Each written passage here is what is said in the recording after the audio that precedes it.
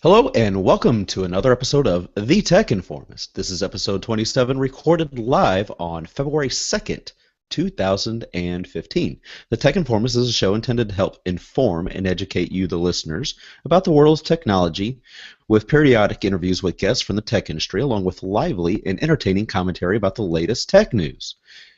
My name is Kevin Harvell, and I am joined today by my good friend and co-host, JJ Hammond. JJ, how are you today? I am fantastic. I Yes. am the happiest person in the world today, and nobody can take that away from me. Suck it. Right. So, for those of you that listened to episode 26, you would understand why JJ is so happy. So I won't spoil it. Listen to episode 26 and you'll find out why JJ is so happy today. Happy. If you'd like to get involved with the Tech Informist, you can also watch and participate in our live chat at thetechinformist.com/live. You can watch the show there. We have a live chat room. Get involved. You can also email us with feedback, suggestions, comments, anything that you can think of. Email that to contact@thetechinformist.com. Contact us on Twitter @TechInformist, Facebook, Google+, and Instagram. It is time to move into the news of the day. JJ, go ahead and kick this news story off. I will, sir, and thank you for your kind words and your support of my team. Oh, yeah. Okay, Samsung is struggling at Apple's expense. Many of you know that I focused on previous shows solely kind of on Microsoft stuff, but I've transitioned away from that. You're going to be seeing more of a diverse selection of news stories that I cover on this show because we're actually going to be starting the MS mobile show, which is the Microsoft mobile show for just Microsoft in the mobile sphere and all that kind of thing. So be on the lookout for that. That's coming soon. So Samsung is struggling at Apple's expense. Also, Samsung supplies Apple with their parts. Not a great strategy for Samsung as far as their overall business strategy, but it does make money, for parts and for chipsets and things of that nature. So Samsung sold about this. Okay, a lot of people don't know this, but Samsung sold about the same amount of smartphones in the same amount of time that Apple did. Did you know that, Kevin? No, I did not. Well, now everybody does. However, Samsung experienced a 64% drop in revenue! Whoa.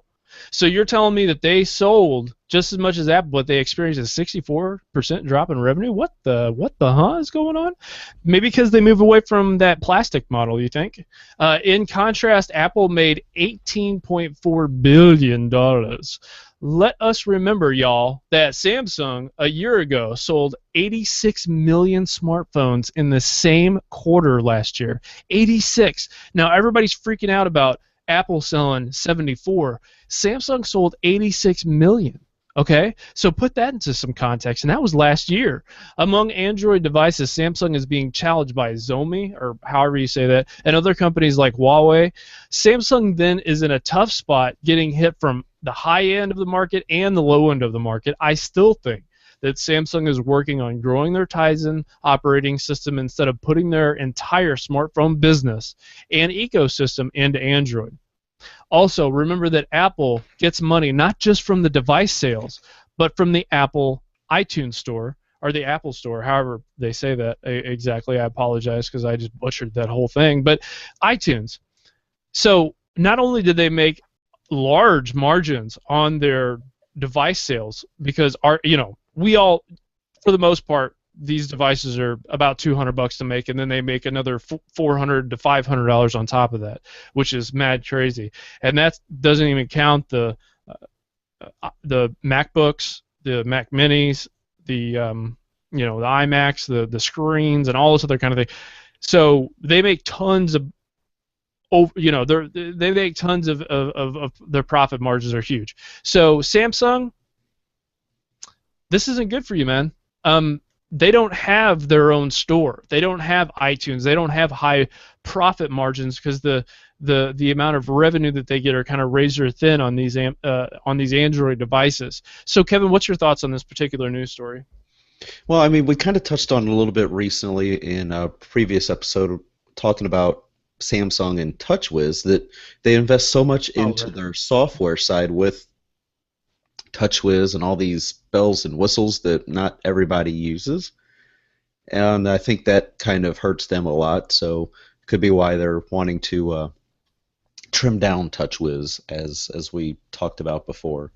And we know that Samsung does supply a lot of displays to Apple for their iPhones. And there was also some discussion at some point last year that Samsung was going to end that relationship. Either Samsung or Apple was going to end that relationship and just Right. go on about their own business. But I think Samsung, with their hardware, is getting much better. The Note 4, which we recently published our review on the techinformist.com, is an amazing device. It is definitely something I'm considering getting rid of my Nexus 6 and possibly getting a Note 4. But that's neither here nor there at the moment. That's me hissing. Yeah. So I think Samsung, as they consider their options with this whole Tizen thought process of what they're going to do, they started sending out their Mobile World Congress invites and stuff, which actually the image on there kind of looks like a fork.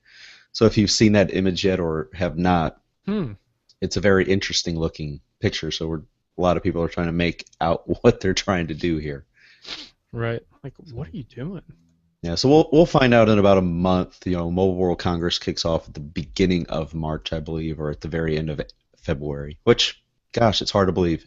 It's February 2015 already. 1 month gone. I'm just a couple of months closer to being older than 30. All right. So on this particular story, I just want to just wrap up the Samsung kind of a little bit here. Is they're getting hit from all sides. They've lashed out at Microsoft not wanting to pay them for the patents they have on Android, because Android makes a lot of money for Microsoft, because there's royalties that need to be paid for using the patents. Samsung is lashing out at Apple, because of their competition, between. But I bet most of the listeners of this show didn't readily know that Samsung sold almost just as many smartphones, and last year sold 86 million. So that's pretty amazing. Bitcoin. So yeah, I welcome anyone who would like to explain Bitcoin to me that has a coherent, smart, intelligent view of what Bitcoin, actually is and how it is used in the market. Now, I'm not an idiot. I've done some research. No, who am I kidding? I am an idiot. But the future of Bitcoin seems unclear to me. But one item of discussion is Bitcoin is not anonymous.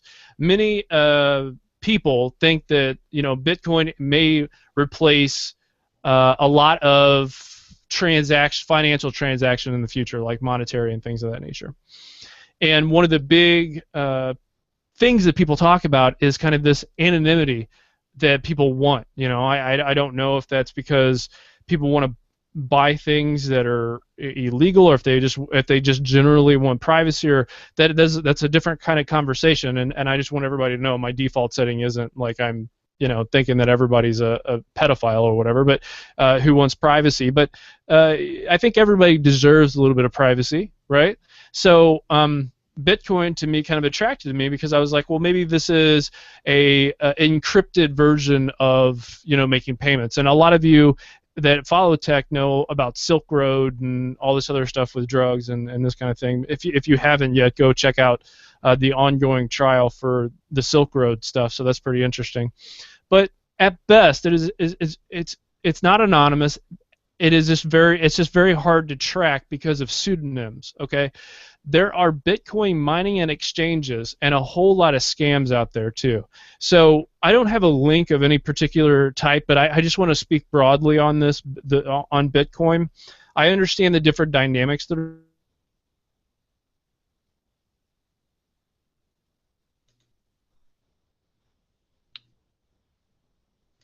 of things.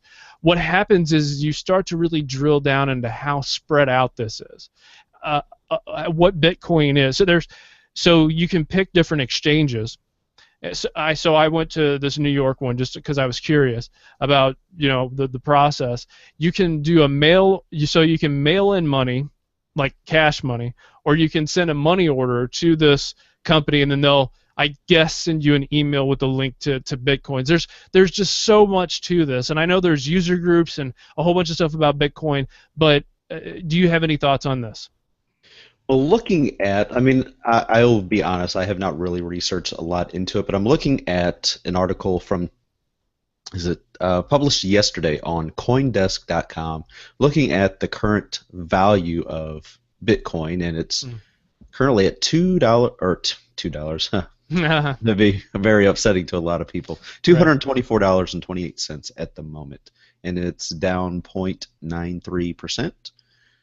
And LinkedIn founder is talking Bitcoin's future at a San Francisco conference.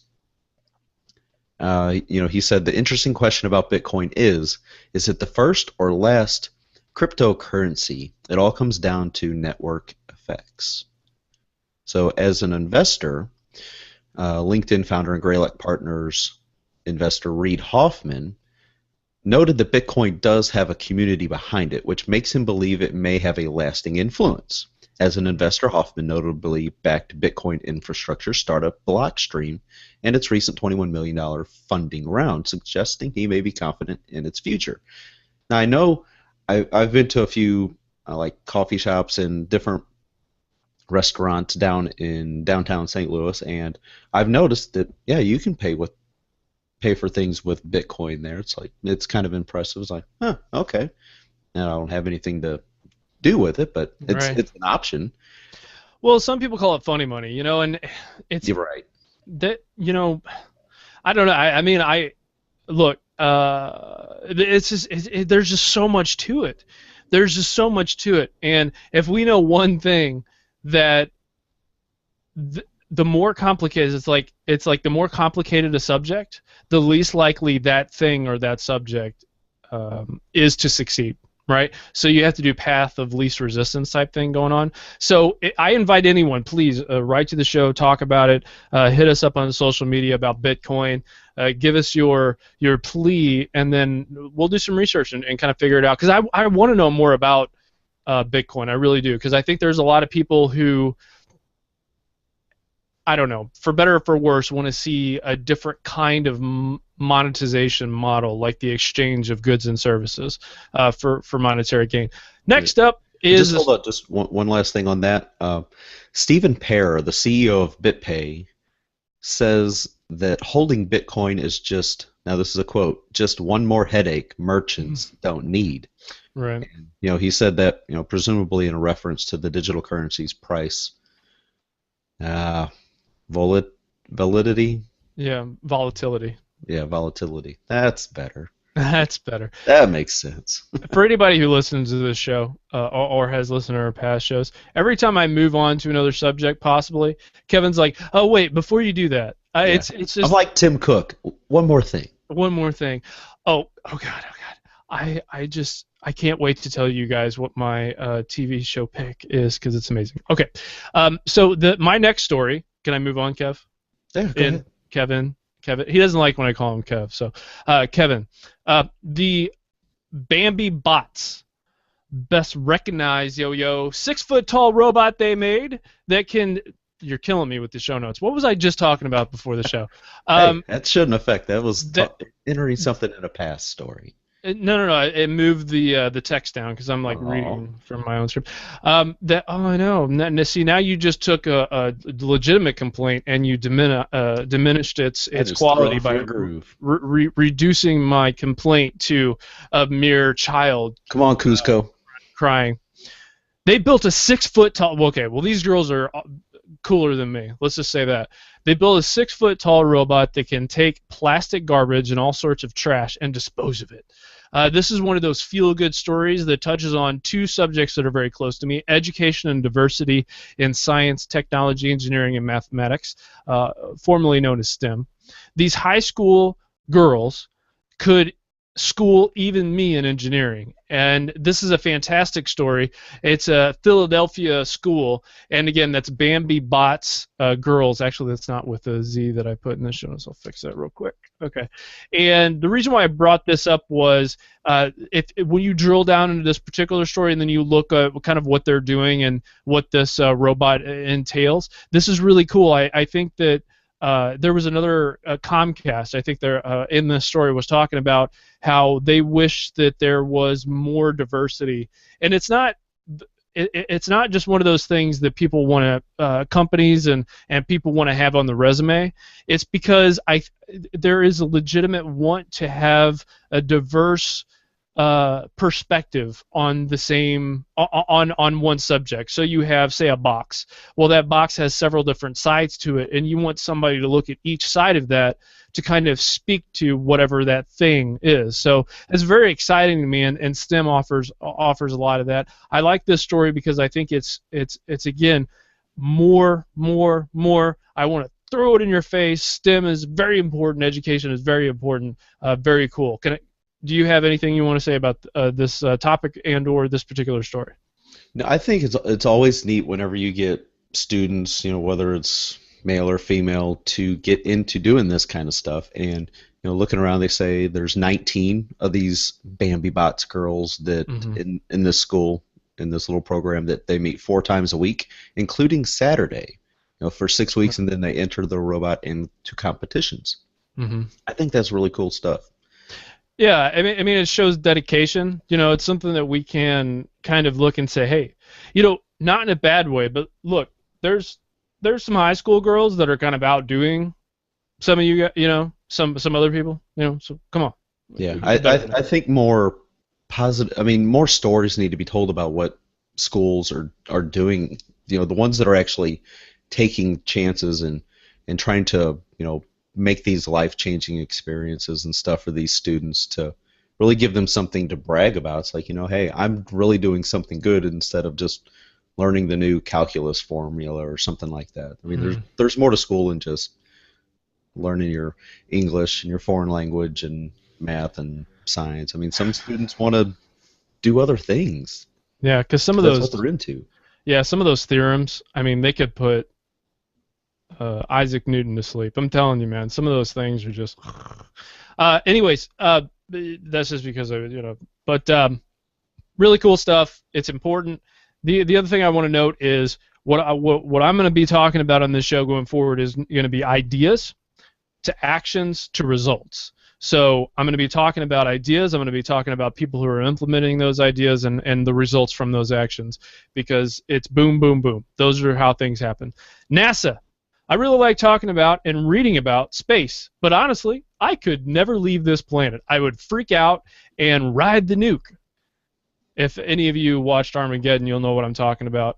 Anyway, SMAP, the Soil, Moisture, and Track Satellite, is going to track climate change. Now, for people who deny it, people who don't think it's real, whatever. Now, many of you know that NASA's budget is always on the chopping block for government programs that can be cut or underfunded with the new Congress that's currently in session. This program may have some pretty amazing ramifications, though. The main mission of SMAP, that's kind of cool, is to better be able to detect major weather events for the cases of emergency, increasing the actual, and I'm going to say that in quotation, quotations, actual weather, not just your local weather channel freaking out, losing their minds just to get ratings, that calls normal snowfall the end of all things in the world.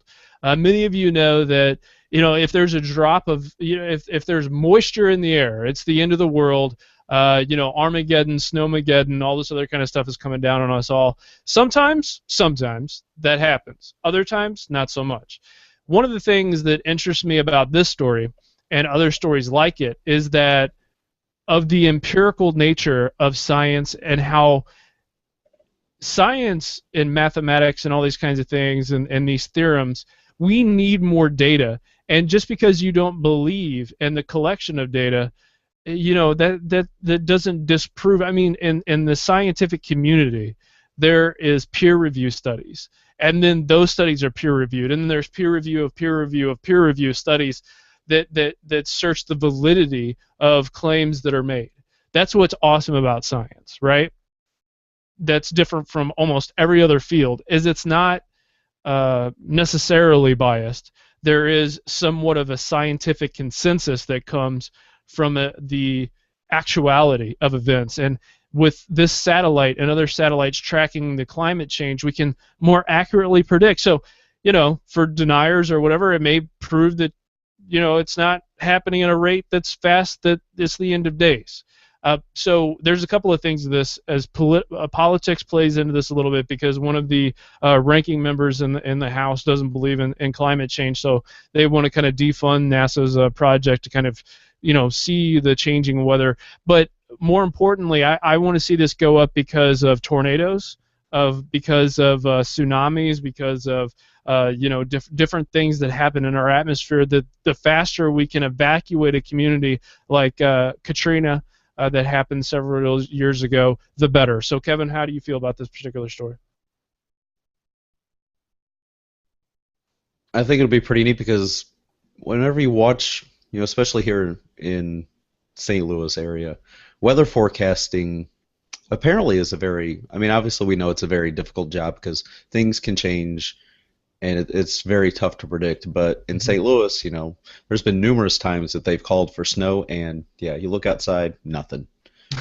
So, and this weekend again was one of those cases. Mm-hmm. Mm-hmm. And I have to say, here in St. Louis, I think we've only had one somewhat decent snowfall that lasted like a day. So, stuff just melts quickly. Last winter we had quite a bit more snow, but for a couple winters in a row, we hardly had any, and this is another one so far. Right.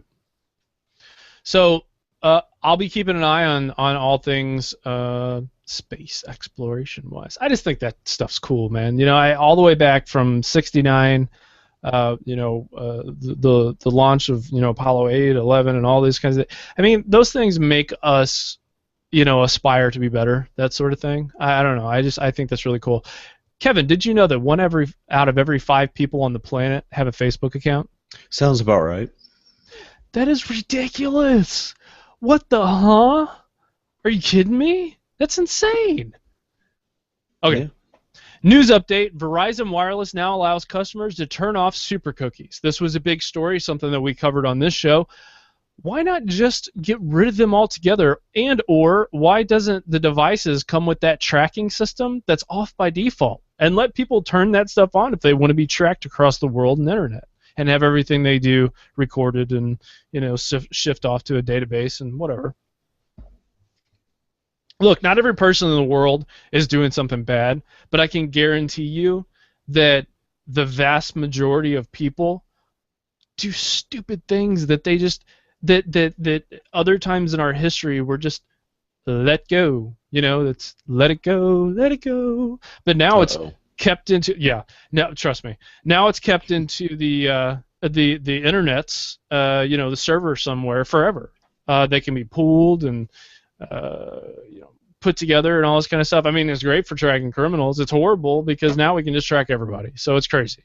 Anyways, news update. Just wanted to let everybody know that. So if you're kind of hating on Verizon for a moment, you can maybe hate them a little bit less. I don't know. So that's my news stories of the week. Kevin, you're up next. All right. So most people are familiar with Pebble, the Pebble smartwatch, one of the first and one of a successful Kickstarter, and it was one of the more popular smartwatches for a while. And after the launch of Android Wear and the G Watch and Moto 360, Pebble kind of has become a little bit of the forgotten child and all of this with smartwatches.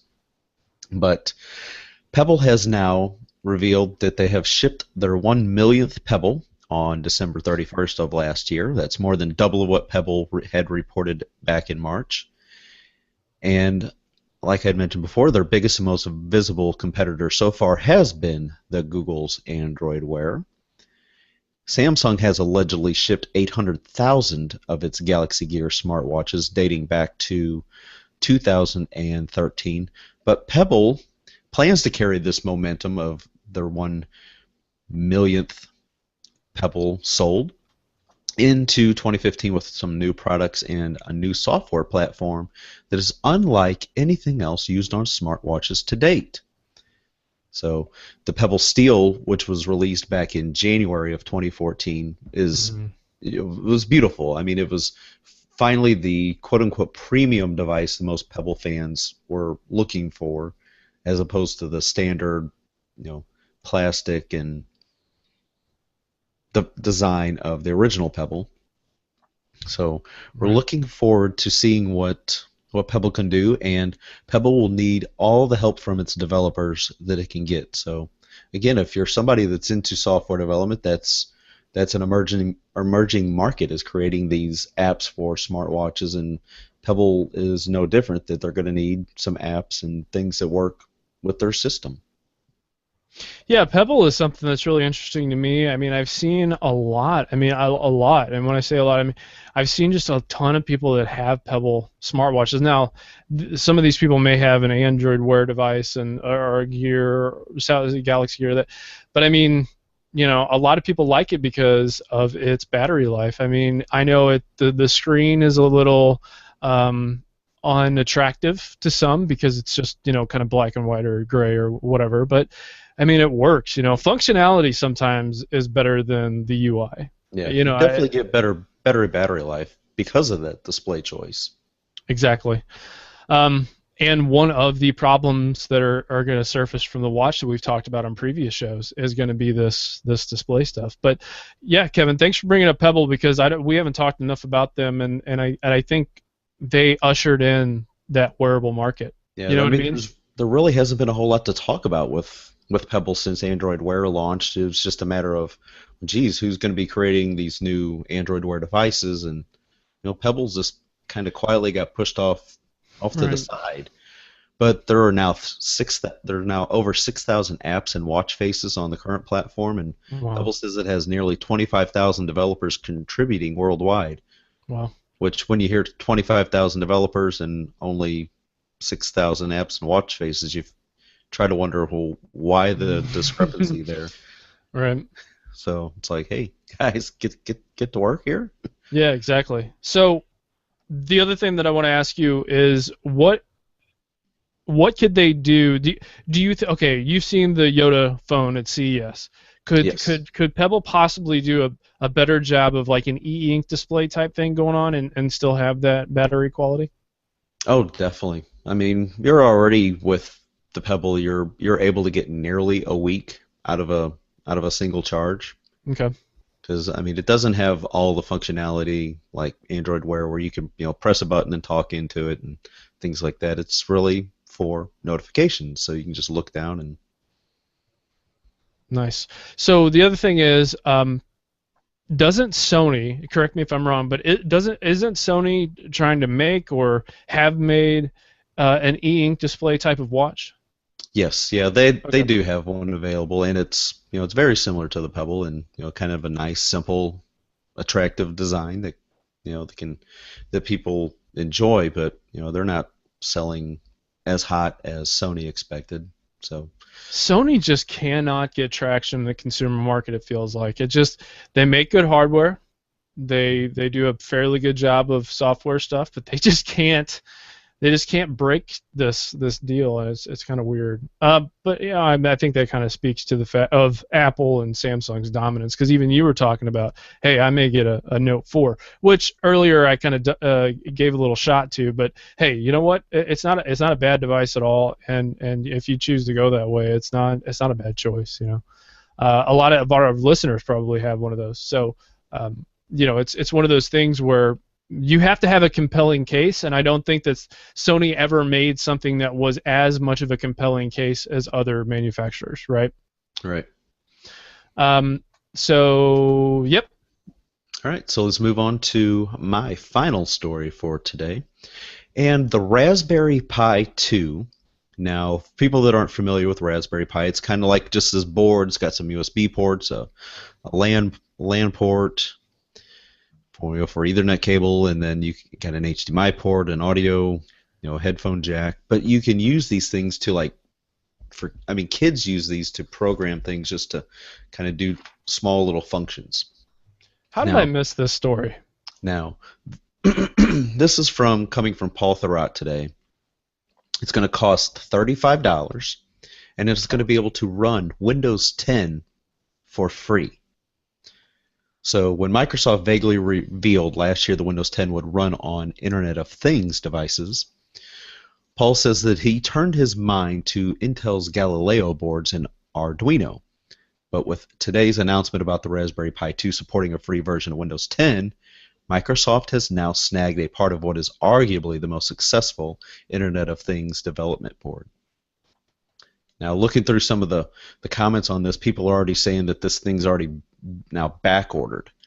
That's how popular and I would literally, that was my next question. I was like, I'm gonna get one. I don't care how long it takes. I want to get one because.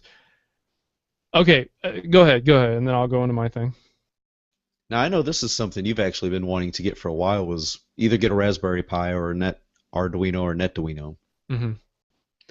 So, what Raspberry Pi is, for those of you that don't know, it's a very small form factor single board computer that was originally designed to help facilitate inexpensive basic computer science education. It's basically a system on a chip with a small logic board providing video out, RAM, storage, networking, and USB peripheral expansion. While such products and related products like Galileo and Arduino were aimed at education originally, where they've really taken off is in the makers and enthusiast community. So this latest version will sport a 900 megahertz quad-core ARM Cortex A7 CPU, which is about 6 times faster than the previous processor in the previous version, and is part of a new Broadcom BCM2836 SoC. It also features 1 gig of LPDDR2 SD-RAM and offers complete compatibility with the Raspberry Pi 1. That latter bit means that the board is identical to the previous Pi. All of the connectors are in the same place and have the same functionality, and it uses the same power supply that will run ARM GNU/Linux distributions like Snappy Ubuntu Core as before, but it will also run Windows 10, which that is sort of the big news here. I cannot tell you how much I want this thing. Right. How cool is that, man? There are so many things that I want to do with this deal, and good on you for finding that. I mean, obviously I would have read it eventually anyways, but good on you for throwing this out there. That is awesome. There are so many applications for this thing. I want a Windows 10 thermostat. No. Yeah. No, I think this is the future. This is a hobby. It's going to be a hobby of mine going forward. As I think about what my daily life looks like and stuff like that,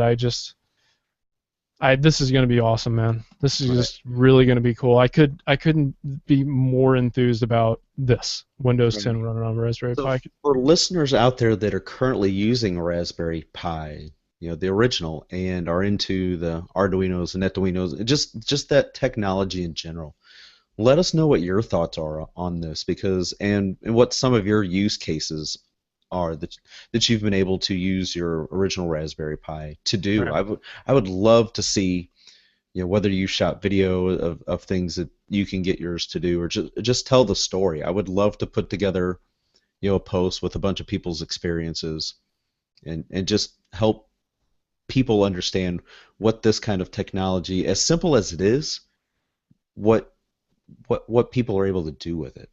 Right. I think people will get a kick out of it. I do too. I really do.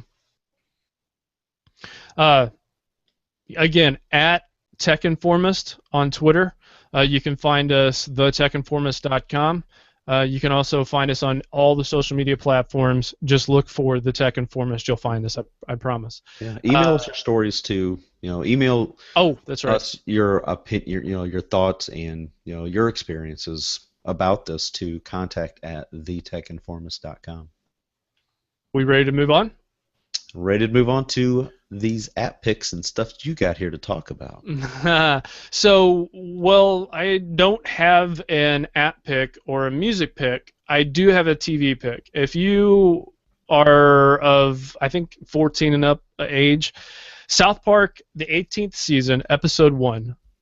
Check this out. In this episode, they make fun of Apple, startups, the Washington Redskins, the NFL, and the very popular Kickstarter. All in one episode. It's simply amazing. Now, I have to say that it's really been a while since I've seen much of the most recent South Parks, but I have seen this episode you're referring to. You have? Yes, this is the one I've actually seen out of this last season. It was like, oh my god. Wasn't that hilarious? Yeah, it was, seeing how, Matt Stone and Trey Parker have done with South Park over the years and are still able to stay relevant and still put out a quality show is just mind-boggling. I mean, when I was typing this out, I didn't realize how many people they made fun of. You know what I mean? In one episode, the scripting for this must have been just like, who can we and how can we make a story that makes fun of all of these things? Yeah. Who all can we upset in 23 minutes? Yeah, exactly. Thank you. Disclaimer, we do not endorse this show and or viewer discretion is advised. Now, having said that, you can find these episodes on the very popular, that was a joke, Xbox Video.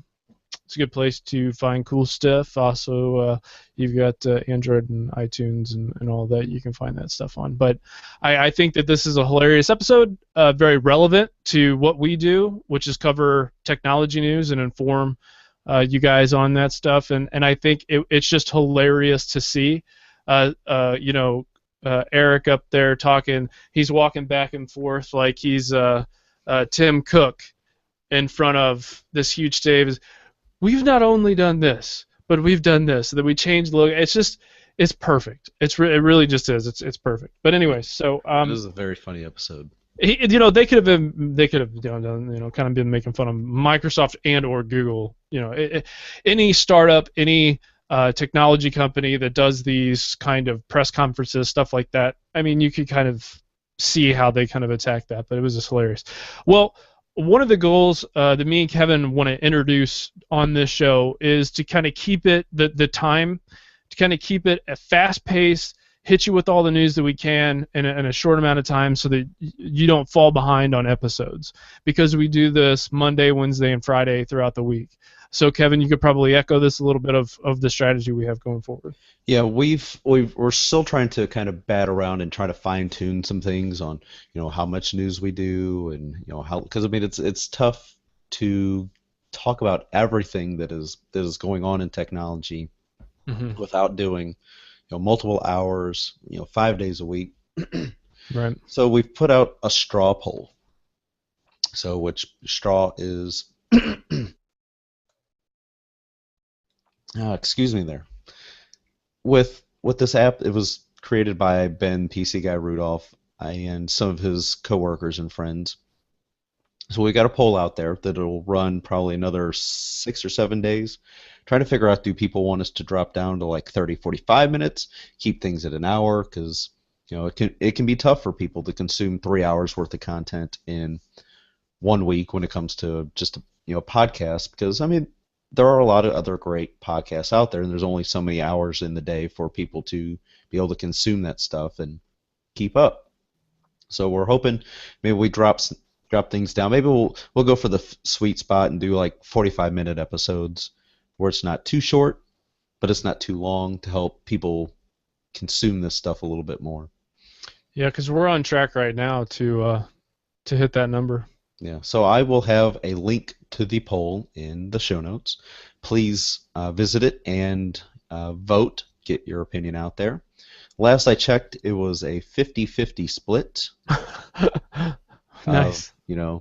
Keep it as is, or shorten things down to make it easily consumable. So I haven't checked yet today, but actually I'll just go ahead and do a live check. So if you want to talk about a couple things real quick while I'm looking this up. Yeah. So one of the things that I want to again highlight is we do have a show coming out. It's called the MS Mobile Show. It's going to be focused on all things Microsoft. So when listening back to this show, I feel like I may alienate a huge part of the market, which is Android and iOS users. I don't mean to do that at all whatsoever. I just talk about the stuff that I use, right? So one of the things I want to do going forward is talk about those, everything within context, and I want to talk about the show that's going to, for all of my fans and my particular fans, and for all the fans of Microsoft stuff, I would say still listen to the show for sure, but we're going to have a show dedicated just to that, and that I think this show can continue on, not just being from my standpoint, and can be just more of what the original design was, which is to inform you, our listeners, on all things technological related, and not just pinned down to a particular ecosystem. And I think we did a good job of that, but I want to do an even better job.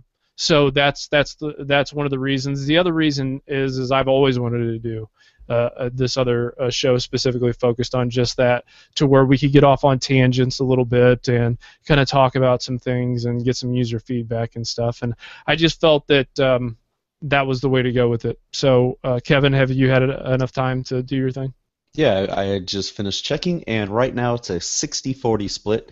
60% of people are in favor of shortening things down to help make it more easy to consume. So there's about 6-7 days left. So again, make sure to visit the link that'll be in the show notes and put your vote behind it. So you said 64% want 45 minutes or less? Well, 60% of people want under an hour. Okay. Okay.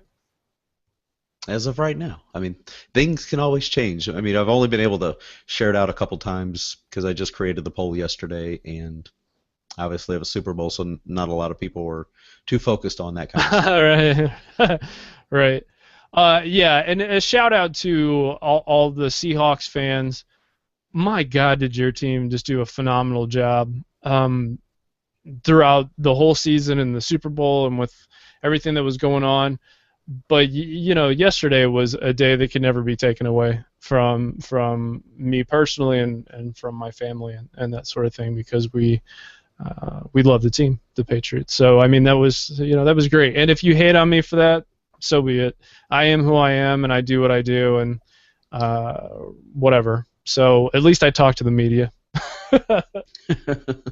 But no, I that was a dig. But no, I think they played a phenomenal game, and arguably one of the most intense Super Bowls I've ever seen. So it was good. Yep. So unless you've got anything else to throw out there, JJ, I guess we will go ahead and begin the wrap-up process. Mark it, 45 minutes, bam. Yep. So we would like to thank all of our listeners and viewers. We truly do appreciate it. Thank you for all those that tend to hop into the chat room. It was a little quiet today.